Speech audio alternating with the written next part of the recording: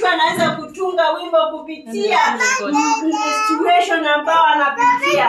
Na kwa hivyo ndivyo mtumishi wa Mungu Isaya aliweza kutunga huu wimbo, na akasema kwamba hii wimbo ni kama kitandawili kilichokuwa anaimba juu ya wana ya nyumba ya Israeli, jinsi vile walivyokuwa wanapendwa na Mungu. Bwana Yesu asifiwe. Hivyo basi nasema katika upendo wa Mungu, hata sisi aliyotupenda, kuna yale mambo ambayo Mungu anatarajia kutoka kwetu ili akaweze kuyaona. Bwana Yesu asifiwe. Na ndio katika kitabu cha Yohana sura ya 3 mstari wa 16 unasema, pale Mungu alionyesha upendo wake mwenyewe kwetu sisi wakati tulipokuwa tungali wenye dhambi, Kristo akakufa kwa ajili yetu. Na pia akasema kwamba Bwana Mungu aliupenda ulimwengu mpaka akamtoa mwanae pekee ili afe kwa ajili ya sisi. Bwana Yesu asifiwe. Amen.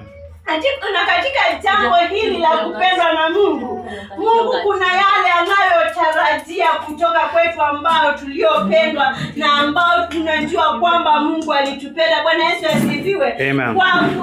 Kwa jambo lile kamili, watu ambao tumeokoka, kuna kile Mungu anachokitarajia kutoka kwetu, na hilo ndilo jambo nataka tukaweze kujua siku ya leo. Mungu anatupenda, tumejua hivyo, na tumekuja katika upendo wake kupitia kwa Yesu Kristo. Na kuna jambo lingine anatarajia kutoka kwetu ambao tumeingia katika upendo wa Mungu, na ni jambo hili ni kwamba kuna kile Mungu anachokitarajia kutoka kwetu. Na ndio maana nimesoma somo hili. Yesu Kristo mwenyewe katika kitabu cha Yohana sura ya 15 akasema, mimi ndimi mzabibu wa kweli, nanyi ni matawi. Bwana Yesu asifiwe. Na kwa hivyo alikuwa analeta ili jambo ndani yetu kwamba tujue Mungu anatupenda, na katika upendo wake Yesu Kristo alikuja akawa mzabibu kwetu, na sisi tukawa matawi yake, tukawa ndani yake, kwa maana Mungu alitupenda, na ndani ya Yesu Kristo tukawa ndani yake. Sasa Yesu Kristo akajifananisha na mzabibu, nasi matawi, kwa ule upendo wa Mungu. Bwana Yesu asifiwe. Na ndio nasema kwamba kuliingiza kwa huu wimbo ambao Isaya aliimba ni kwamba aliweza kumwimbia mpenzi wake. Kwa hivyo sisi ni wapenzi wa Mungu, kwamba tunapendwa na Mungu. Sisi ni watu ambao tunapendwa na Mungu. Na hivyo basi huyu mtu ambaye alikuwa na shamba lake la mzabibu aliutendea mambo mengi ili akaweze kukuza ile shamba liwe shamba ambalo liko limefanywa mambo yale mazuri yanafaa katika mkulima akitaka kupata mavuno mazuri. Bwana Yesu asifiwe. Amen. Na hivyo basi nasema kwamba huu wimbo unatulete kwamba katika upendo wa Mungu ule aliyetupenda na sisi akatutendea mambo mengi, akamtoa Yesu Kristo akafa kwa ajili ya maisha yetu, akamtoa Yesu Kristo akafa na mambo mengi ambayo alitutendea ndani ya ule Yesu Kristo na upendo wake, ili akaweze kuona kwamba tunaendelea mazuri. Bwana Yesu asifiwe. Ndio napenda ule wimbo unasema kwamba zaeni matunda yanayofaa tomba. Zaeni matunda mema, zaeni ya baraka, zaeni ya heri yanayostahili tomba. Kwa hivyo Mungu anastahili, kuna yale matunda anayotamani sisi ambao tumeokoka tukaweze kuzaa. Na hapa nasema hivyo kulingana na huu wimbo ambao unaimbwa katika Isaya. Huyu mtu ambaye alikuwa anaimbiwa wimbo ni mtu ambaye alijitoa kabisa kwa ajili ya shamba lake, akaweka pesa mingi ndani ya ile shamba, akaandika wakulima wakaweza kulima, wakatoa kile ambacho kinaweza kufanya shamba lake lisiweze kutoa mazao ambao hayafai, na pia mazao ambayo hayatoshi. Akaweka mbolea, akaweka kila kitu ili kufanya ile shamba lake likaweze kuzaa mazao yanatosha, mazao mazuri.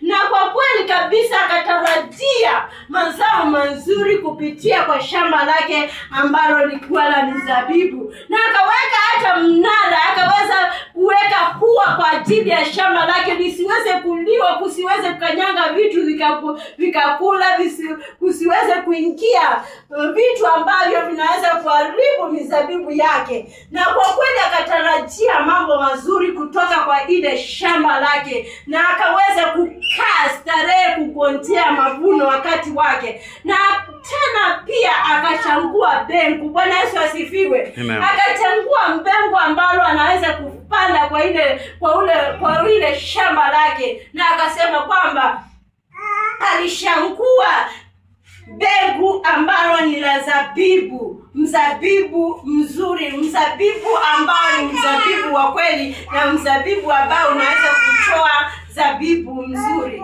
Na akatarajia mambo mazuri kutoka kwa shamba lake. Bwana Yesu asifiwe. Na kwa hivyo ndivyo Mungu alivyo katika upendo wake. Ametupenda, akatutendea kila jambo zuri, akamtoa Yesu Kristo akafa kwa ajili yetu, na akaweza kutuletea, hata akaweza kutuma watumishi wake wakaweze kunena neno lake na kutupa kuelewa njia na jinsi ya vile tunavyofaa kuishi tukiwa hapa ulimwenguni kama watu ambao wanapendwa na Mungu. Na hivyo basi Mungu anatarajia nini kutoka kwetu? Maisha mazuri, watu ambao wanakaa maisha ambao yanampendeza Mungu. Bwana Yesu asifiwe. Na huyu mtu ambaye alikuwa ametarajia mavuno kutoka kwa shamba lake ambao lilifanyia kazi nyingi, alikuwa anatarajia mavuno mazuri. Na kwa ajili ya yale mavuno mazuri, baadaye yale yaliyotokea katika shamba lake la mizabibu, aliona kitu ambacho ni tofauti kabisa na kile alichokuwa anatarajia, naye alipata zabibu mwitu. Bwana Yesu asifiwe. Hivyo ndivyo ilivyo kwetu sisi wa Kristo ambao tumeokoka. Mungu anatarajia maisha yetu ambao tunaishi hapa ulimwenguni tuishi maisha ambayo ni maisha ya kumpendeza. Lakini mara nyingi kama Wakristo, yale tunayoyatenda ni kinyume sana na yale ambao tunaofaa kuyatenda. Bwana Yesu asifiwe. Katika kitabu cha Wagalatia sura ya 5 mstari wa 23 kuna yale matunda ambao Mungu anatarajia tukaweze kuyanzaa tukiwa Wakristo. Wagalatia 5 mstari wa 25, na anasema kwamba matunda ya Roho ndio haya, na akaweza kuyahesabu Wagalatia, akaweza kuyahesabu Paulo kwa Wagalatia, kanisa la Galatia akaweza kuhesabu, na akaweza kusema kwamba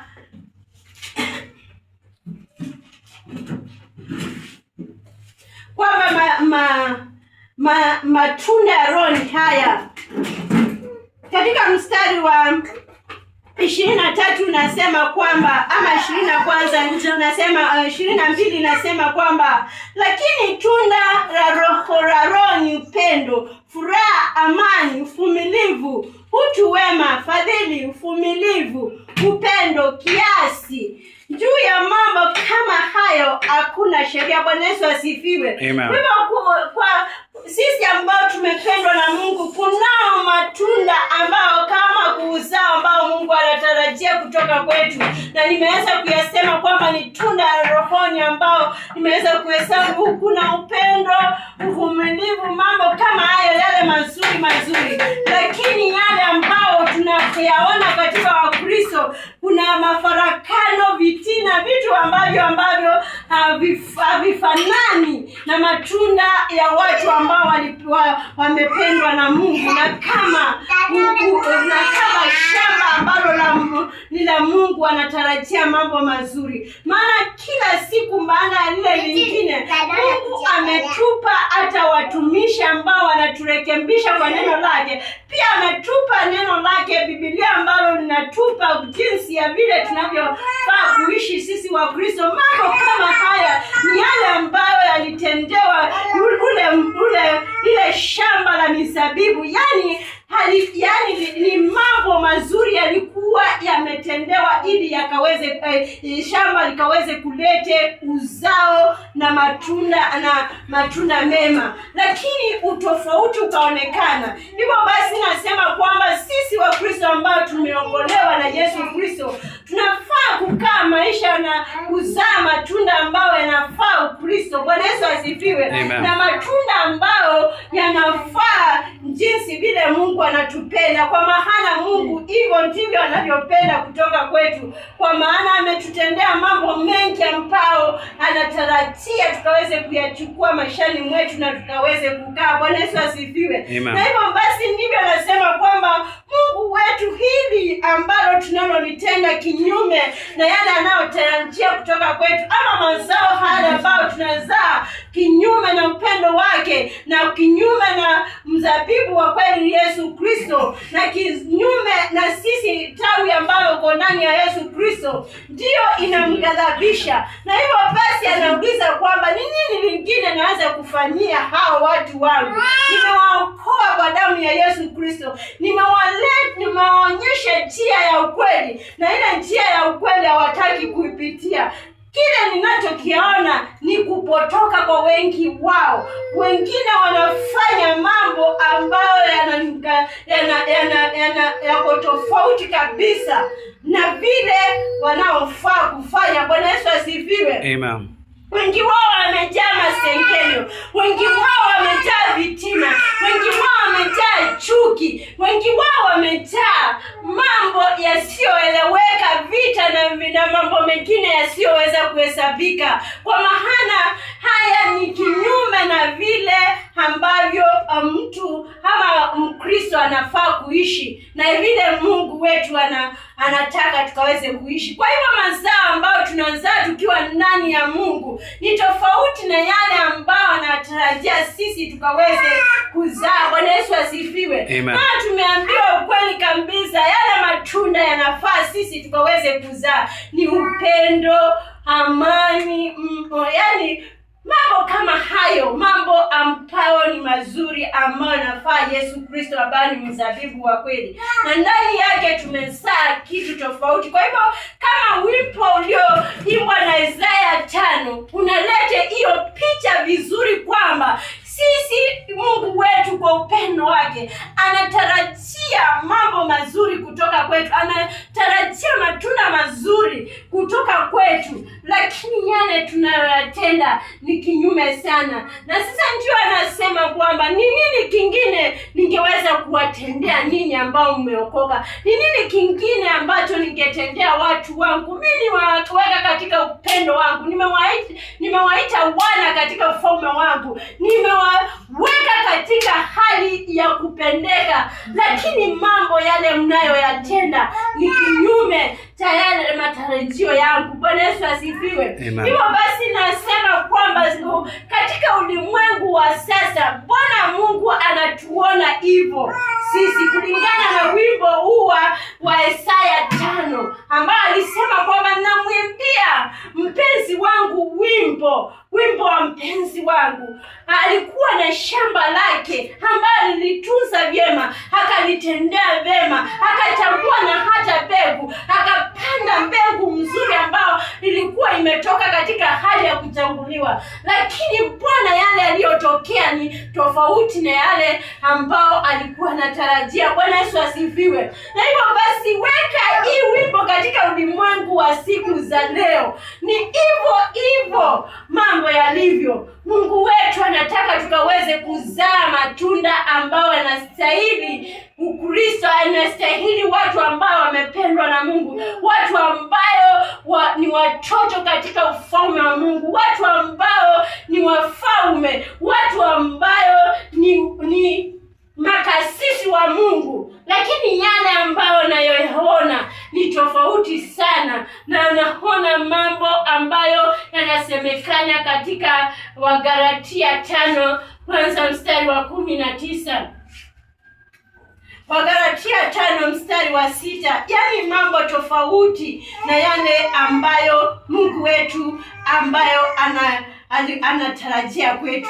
Katikati yetu anaona mambo haya ambayo ni mambo na ni matunda ya watu ambayo ni wa ulimwengu. Anasema katika Wagalatia 19 inasema basi matendo ya mwili ni adhiri, ndio haya: uasherati, uchafu, upinzani, ibada ya sanamu, ushawi, uadui, ugomvi, wivu, hasira, vitina, faraka, uzushi, ushunda, ulevi, ulavi na mambo yanafanana na hayo. Katika hayo nawaambia mapema, kama nilivyokwisha waambia. Bwana Yesu asifiwe. Hivyo basi mambo hayo ambayo yanaonekana katika watu ambao wasiokoka ndio hakika yanaonekana katika sisi ambao tumeokoka, na hivyo ndivyo inaleta picha vizuri kabisa kulingana na wimbo wa Isaya 5. Unasema kwamba kuna huyu mpenzi wangu alikuwa na shamba na akatarajia mambo mazuri yakaweze kutendeka, mazao mazuri yakaweze kutokea katika shamba lake la mzabibu, na kumbe yale yaliyotokea ni mambo tofauti. Bwana Yesu asifiwe. Na hivyo uzao wa hii shamba uliweza kuleta hasira ndani ya mwenye shamba. Hivyo ndivyo tunaleta hasira ndani ya Mungu ambaye alituokoa. Anatarajia mambo mazuri ndani ya maisha yetu, na tukiulizwa tunasema kwamba ndivyo hata maisha yalivyo. Mambo yamebadilika, na hivyo basi mambo yakibadilika ndivyo tunabadilika na hata wakati. Bwana Yesu asifiwe.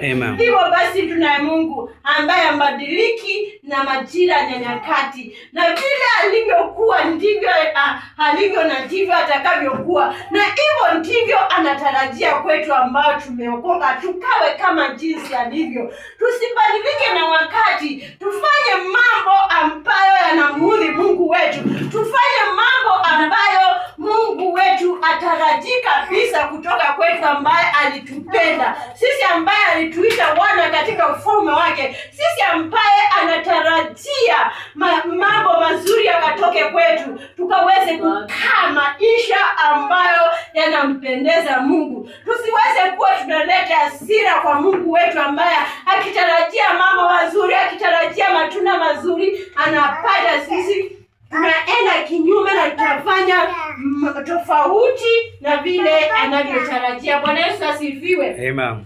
Na hivyo anasema kwamba huu wimbo wa Isaya 5 unaleta picha ya upendo wa Mungu na yale anayotarajia kutoka kwetu, na pia kile ambacho anaona ndani yetu, na zaidi ya yote kile ambacho anaona kwetu, jinsi ambavyo kinaleta picha ambayo ni hasira kwa Mungu wetu. Bwana Yesu asifiwe.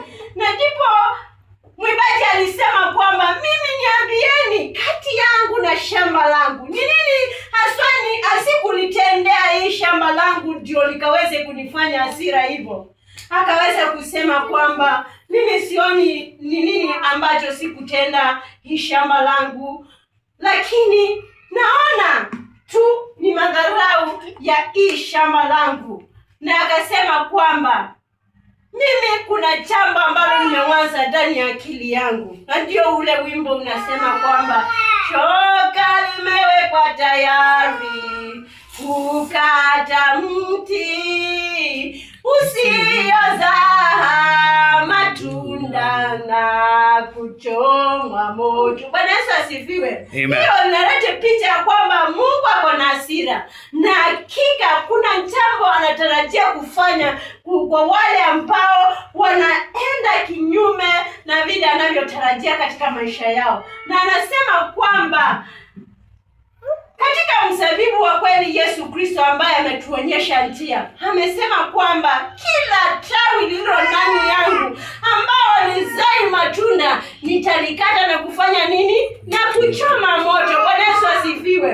Huu wimbo umetuletea jambo hilo ambalo ni la hasira ya Mungu kwa wale ambao ni wa Kristo na wanaenda kinyume na ya Mungu. Bwana Yesu asifiwe. Nasema kwamba walio ndani yangu, nyinyi mlio matawi ndani yangu, mkikosa kuzaa matunda ambayo nafaa ndani yenu, mtakatwa na kuchomwa moto. Bwana Yesu asifiwe. Na hiyo ndivyo inasema kwamba huyu mwenye shamba alipotarajia mazao mazuri na alipotarajia matunda mazuri kutoka kwa shamba lake na ikalete mazao tofauti, aliweza kukasirika na akasema kwamba mimi nitaliharibu hii shamba langu, na kila mtu apitiaye kwa hilo shamba ataliangalia na kuona kwamba ni shamba ambalo limewekwa wazi kwa kila jambo mbaya. Bwana Yesu asifiwe. Na ndivyo ninasema kwamba yule ambaye ameokoka na amerudi nyuma na atamrudia Kristo pia na anaendelea na kuzaa matunda ambayo yafai mbele ya Mwenyezi Mungu Baba, Mungu alisema kwamba hatamwachilia kama ili shamba ambalo liliweza kuachiliwa. Bwana Yesu asifiwe. Kwa hivyo tujifunze kutokana na huu wimbo wa Isaya 5 na tukaweze kuzaa matunda ambayo napendeza Mungu wetu, tukaweze kuzaa matunda ambayo inastahili wana wa Mungu, watoto wa Mungu, watoto waliopendwa, watoto ambayo wako ndani ya Yesu Kristo, watoto ambayo wamewekwa kuwa wa kiufalme. Bwana Yesu asifiwe. Ili tukazidi kuwa tunapendwa na Mungu. Bwana Yesu asifiwe. Na hivyo basi nasema kwamba huu wimbo unanifurahisha kwamba huu ni wimbo ambao unatufaa sisi watoto wa Mungu, sisi ambao tumependwa na Mungu, na tukae maisha mazuri ambao Mungu anatarajia. Tusibadilike na wakati na majira, maana wengi wanaobadilika na majira na wakati wameshaondoka kutoka kwa upendo wa Mungu, wamejiwekea ndani yao mambo mengine, na yale ambao yanaonekana ndani yao ni kuachiliwa na Mungu katika tamaa zao. Bwana Yesu asifiwe. Wengi ambao walikuwa wameokoka, mtu hata alikuwa anajui mambo ya ulevi, analewa. Bwana Yesu asifiwe. Mtu ambaye alikuwa anakaa kikao cha maombi, anakaa kikao cha masengenyo. Mtu ambaye alikuwa anakaa katika anaenda kanisa kila wakati, siku hizi hata ajui kanisa ni nini.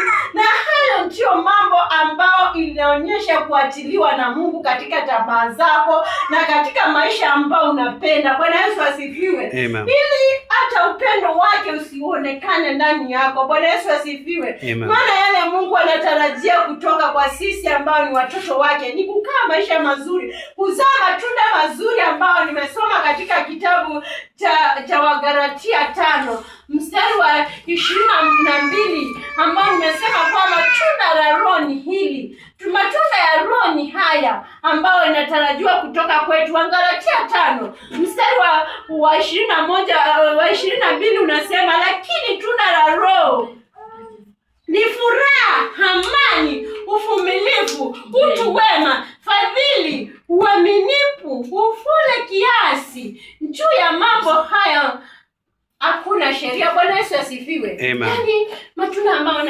inatarajiwa kutoka kwa sisi watoto wa Mungu ni matunda ambayo imesemekana katika Wagalatia 22 ambayo inasema kwamba ni amani, utulivu, yaani mambo yale ambao ni mazuri yanatarajiwa kutoka kwetu. Maana Yesu Kristo anasema kwamba yaani kila tawi hili lilo ndani yangu linalozaa litaendelea na kusafishwa liongeze nini?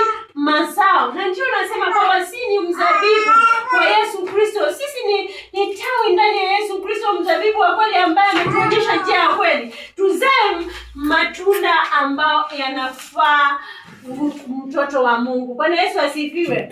Ili Mungu akaweze kupata kile anachokitarajia kutoka kwetu.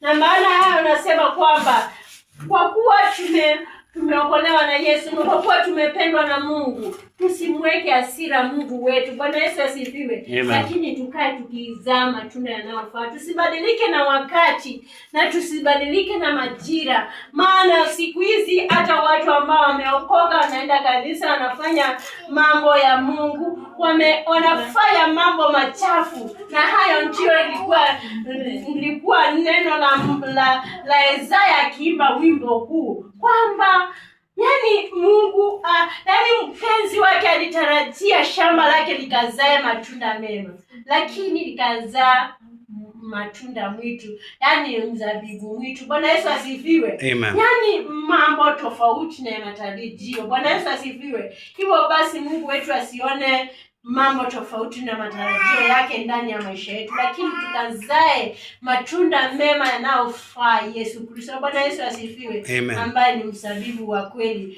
tukakae maisha ambayo yanafanana na Mungu wetu. Bwana Yesu asifiwe. Amen. Kwa hivyo nafika mahali pale, Mungu abariki kanisa na tuweze kuzaa matunda ambayo yanafaa Mungu, ili huu wimbo ambao ulioimbwa na Isaya usiweze kuwa unatuaffect hata sisi ambao tumeokoka siku ya leo. Watu wengi wameweza kubadilika, wakazaa matunda yasiyofaa vile wanaofaa. Kwa hivyo Mungu ni mwema na atupe kuzaa matunda yanayofaa Mungu. Na Mungu atubariki kanisa. Tuombeni kanisa. Mwenyezi Mungu Baba, ni asante kwa kuwa ni Mungu mkuu. Neno lako Baba tumelisikia kama watoto wako Baba, na hakika tunatamani kukaa katika upendo wako Baba na kuzaa matunda unayotarajia ndani yetu Baba, kama watoto uliowapenda Baba. Na hivyo basi Jehova Mungu wa mbinguni, naomba ubariki kanisa sisi wote Baba, na ukazidi kuwa pamoja nasi Bwana, na neno hili Bwana likawa msaada kwetu Baba, tusiwe tu wasikiaji, na pia tukaweze kuwa na hata watendaji wa hili neno Baba, ili Mungu mkuu kaweze kutukuka ndani yetu, na ni katika jina la Yesu Kristo tumeomba. Neema ya Mwenyezi Mungu Baba, tusemeni neema